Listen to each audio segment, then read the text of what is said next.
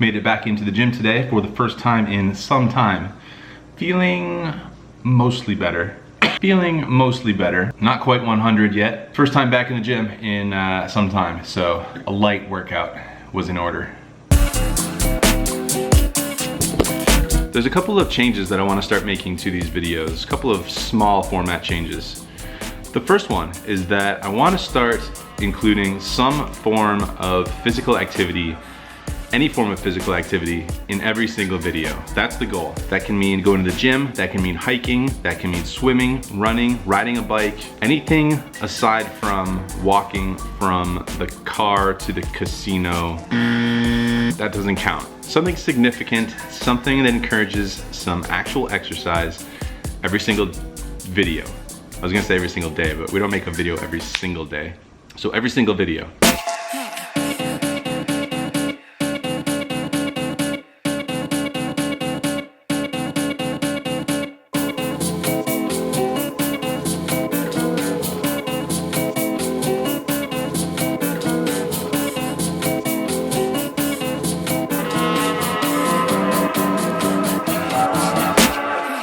So that's the easy part. That's the easy part of the equation. The easy part of changing up the videos a little bit, getting in that exercise. The second part's a little bit more difficult, and I'm not quite sure what the game plan is. I'm trying to figure out the best way to maybe crank these videos out a little bit more frequently.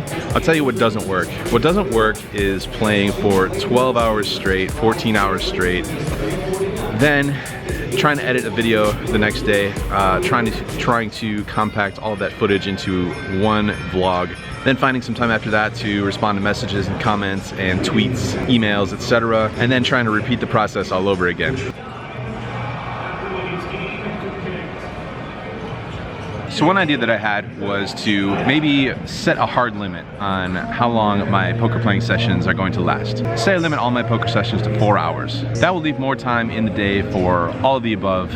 We'll still have a pretty decent length poker session, obviously not a full length session. I tend to think a full length session is maybe 6 to 8 hours, pretty similar to a regular 9 to 5 type job. So 4 hours feels a little bit more like a half day. But I wonder if that will leave me more time to edit, more time to do all the other ancillary things that go along with running a vlog. Just all of the above. Just maybe make my daily routine a little bit more reasonable. Honestly, and perhaps maybe a little bit obviously, I'm not the best at cutting my session off maybe when I should, especially while I've been doing this vlog. I've talked about this before. I don't get back to the tables as often, as frequently as I used to. Obviously, there's all the other vlog happenings going on. As a result, my sessions tend to overextend themselves, and I tend to overextend myself a little bit. So that's one idea. Maybe cut the sessions, not necessarily short, but set a hard, fast time limit. It seems like that should allow me to, do all the above, be a little bit more efficient. The problem, the obvious downside, is that I'm not getting the same number of poker hours that I might otherwise. But I don't know if I'll ever get the same number of poker hours that I might while I'm creating vlogs. So I don't know. It's an idea. The other idea is to maybe make more summary type videos, videos that sort of recap maybe the past couple days or the past weekend or past few days. I don't know if that'll result in making more vlogs though, so I'm not too sure about that one. That would be a route that would for sure allow me to play more poker. The other route would probably allow me to vlog more. So I guess it just depends on what I want and what works best for the audience, really. I don't really have the answer at this point. I think it's gonna have to be one of those things where I try one thing, see how that works, maybe try the other things, see how that works, see what's best received, etc. Feedback, as always, is welcome. Feel free to let me know in the comments what you guys think about all that stuff. And I'm definitely going to be trying a few different things here and there. Probably not gonna make any massive changes before vlog number 100. I don't know, we'll see, food for thought. Maybe today though, I will play the 4-hour session. So we're here at the Bellagio. We are top of the list for a seat in the 5-10 games. There's 2 5-10s. It's Wednesday evening. We'll see how those games are. Pretty eager to get back though to play a proper 5-10 session. So we'll hop in there. We'll check back in 4 hours later, see where we're at, see how we feel. I should probably set that hard and fast limit though, because if I say we'll see how we feel. So 4 hours. Let's plan on 4 hours tonight. After that, some hands, call it a day.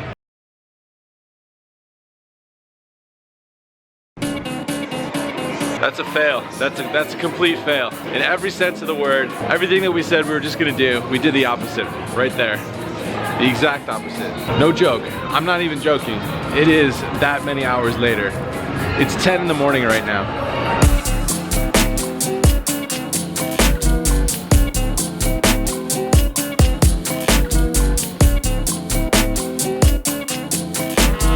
Absolutely wiped out, exhausted once again. The game was too good. The game is too good in the graveyard shift to just rack up and leave after 4 hours. It's too good. Absurd. It's absurd. But anyway, I'm a little too tired to go over the hands right now, so heading home, nap time, wake up, talk about some hands.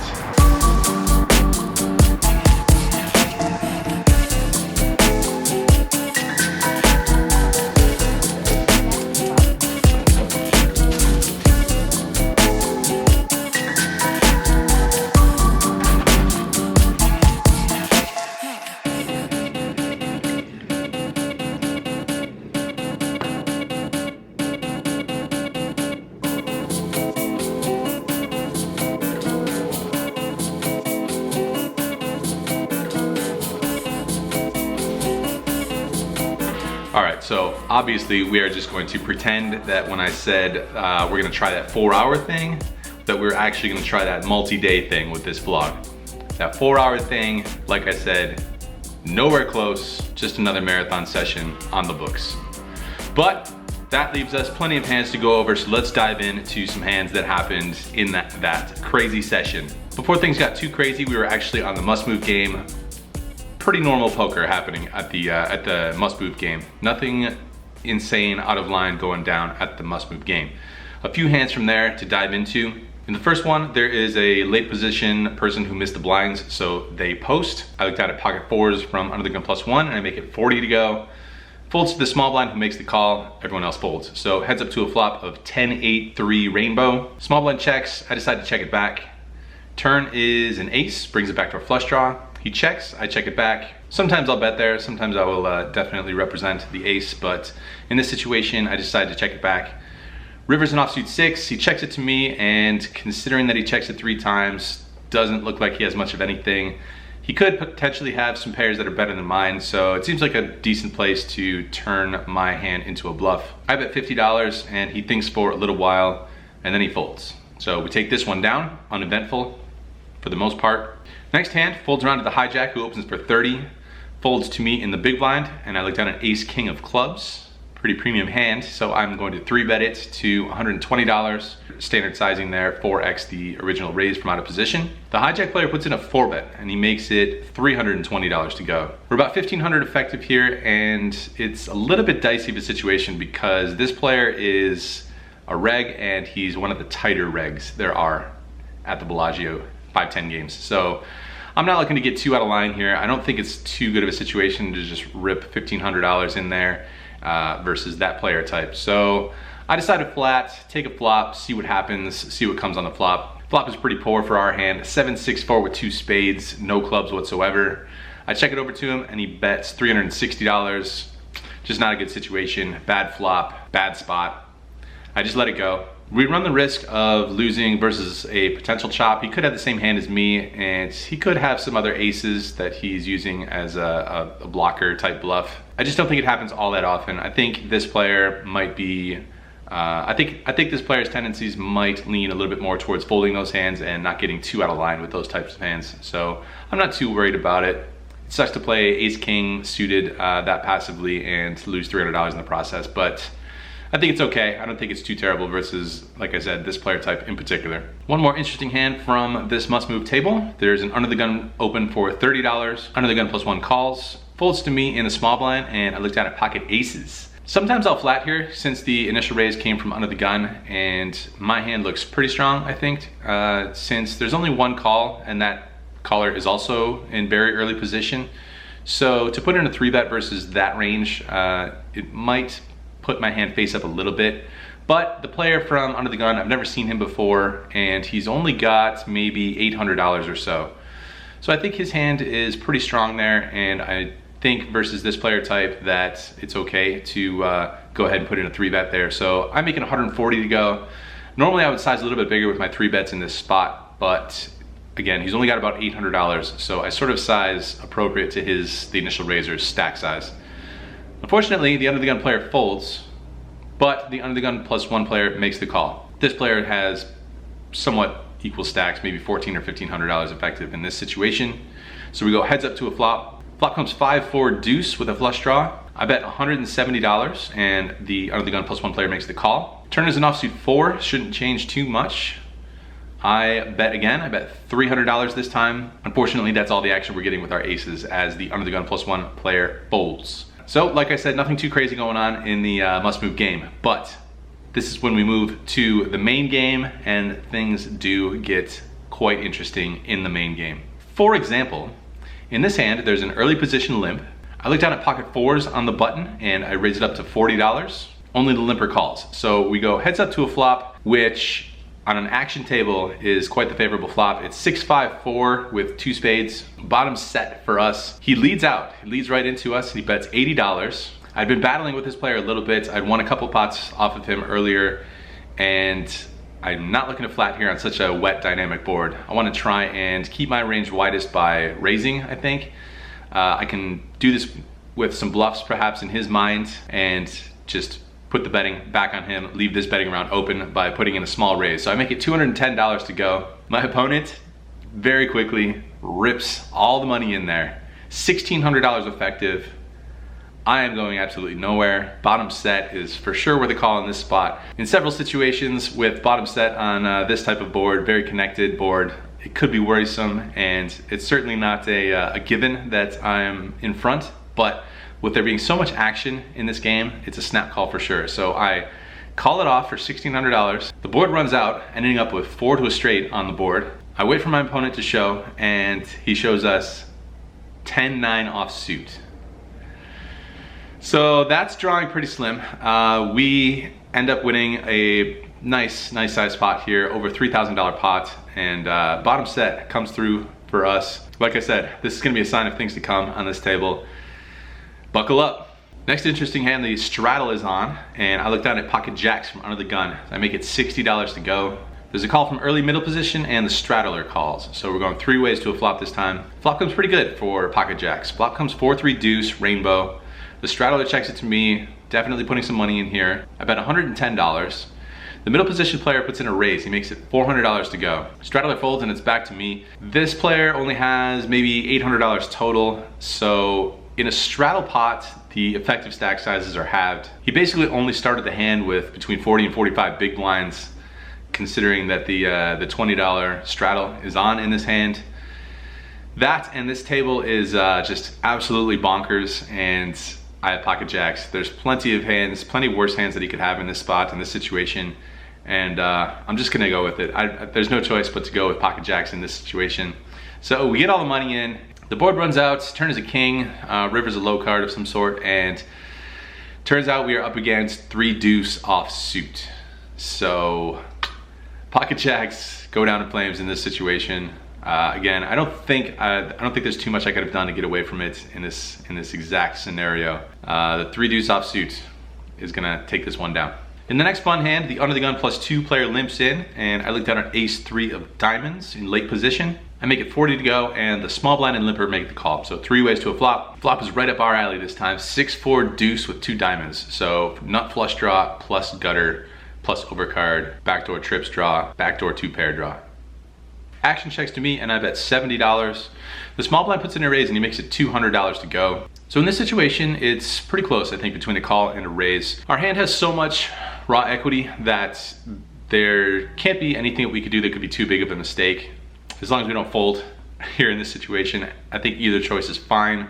I think if we have fold equity, then it skews our options a little bit more towards raising. If I do flat call here and we see a brick turn card, my opponent is very likely to bet over pot. He's got about $1,100 total, including this $200 raise, so maybe $900 more behind. That would put over $500 into the middle, heading into the turn card. So with him having about $900 behind, I would not be surprised to see him jam all in on the turn, which would effectively shut us out of the pot. I don't think we can just call off with ace high there on the turn with only one card to come. So I think that being the case with bet sizes just being so out of control on this table, and us having so much equity, even if we do get snapped off, even if we do get called by any hand, we're still in okay shape, I think. So with all that in mind, I decide to jam it in there, hoping to have some fold equity, but I don't think it matters too much. Unfortunately, my opponent calls right away, so no fold equity apparently. Board runs out, we brick out, I show, and my opponent shows 6-4 offsuit. So flop 2 pair, cannot get there on the runouts on the turn to river. So we get snapped off twice by some interesting pre-flop holdings and can't get there, cannot improve on the turn or river. In the next fun hand, the under the gun player opens it up, makes it $30 to go. There's 4 or 5 callers and we look down at ace jack offsuit in the big blind. I think this is a pretty good squeeze candidate because it doesn't necessarily matter if we get 4-bet, ace jack, not too upset about not being able to play. Having a good ace seems like a good candidate to put in a squeeze play here. Not really wanting to play this hand multi-way out position anyway, and maybe if it was suited, I might be okay with the flat, but being offsuit seems like a good one to 3-bet, so I make it 170 to go. Initial raiser folds, so that's a good sign, and folds back to middle position, who makes the call, everyone else folds. Heads up to a flop, ace 7-4 rainbow. So this is a pretty dry flop, definitely on the drier side, and I don't think I need to try and play for stacks necessarily right away. Probably only gonna get 2 streets at best here. I decide to disguise my hand a little bit with check on the flop. My opponent thinks for a little bit and then checks back. Turn is a jack of diamonds, which puts up a backdoor flush draw. Now it's time to start getting some value here with top 2 pair, so I bet $140. My opponent pretty quickly announces raise. He makes it $480 to go. He's got about $700 behind. So in this situation, I don't think raising, putting in the 3-bet on this card would be ideal. I think I want to keep his bluffs in there, and versus good hands, I don't think there's going to be too many cards that kill the action. I think our hand mostly looks like kings or queens at this point. If he has a set, there's not going to be too much that we can do about it, and more so if he has bluffs, which is definitely a possibility in this game and against this player. So I think he could have a decent amount of bluffs here that I don't want to push out, so I decide on a flat call. River's an offsuit 10.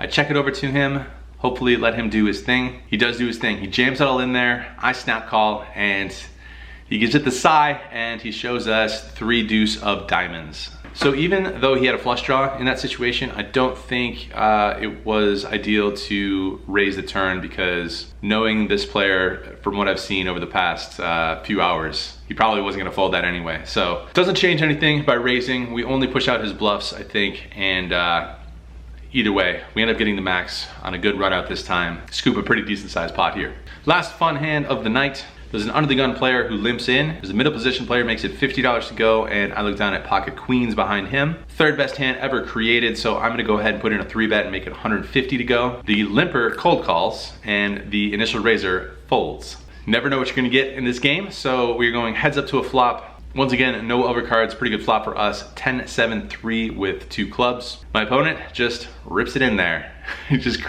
just madness. We're not too deep, not too much effective. He's only got about $700 or so. Just open jams it. Obviously, no choice but to call here. Pretty happily make the call. The turn is a jack, the river is a brick. My opponent pauses for a minute and then says, I have 2 pair, and shows us jack 10 of spades. So the craziness, you gotta embrace the craziness. You know, you wanna be in these games, you want to be able to have this type of action in your game. It's, you prefer they don't get there, but they have to get there sometimes. Math has to happen. Math has to happen. So we ride the waves. There's a lot of ups, a lot of downs, and back and forth and over again for 12 hours.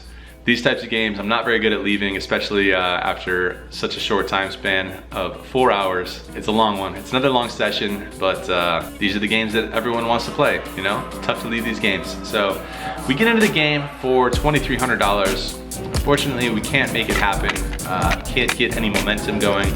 won some pots, lost some pots, and in the end we cashed out 2108 for a loss of $192. In this type of game, that's about as break even as you can get. It's a small loss. I would prefer to win 198 versus losing 198, but in a 5-10 game that is just completely off the rails, losing $198, pretty close to break even. So yeah, that, like I said, that's the past 2 or 3 days, 2.5 days of events. I'm gonna edit this video and then I'm gonna get right back after it. I don't know if it's gonna be a 4-hour session or a 12-hour session. I don't know if it's gonna be a recap of one day, one session, or a recap of the past few days. You never know. You never know what you're gonna get around here. Either way, happy Thanksgiving weekend. Yesterday was Thanksgiving, today is Friday. Hope you guys had a great Thanksgiving. Hope you're having a great weekend. Thankful for all of you guys, as always. Thanks for being here, thanks for watching. See you at the next 12-hour session.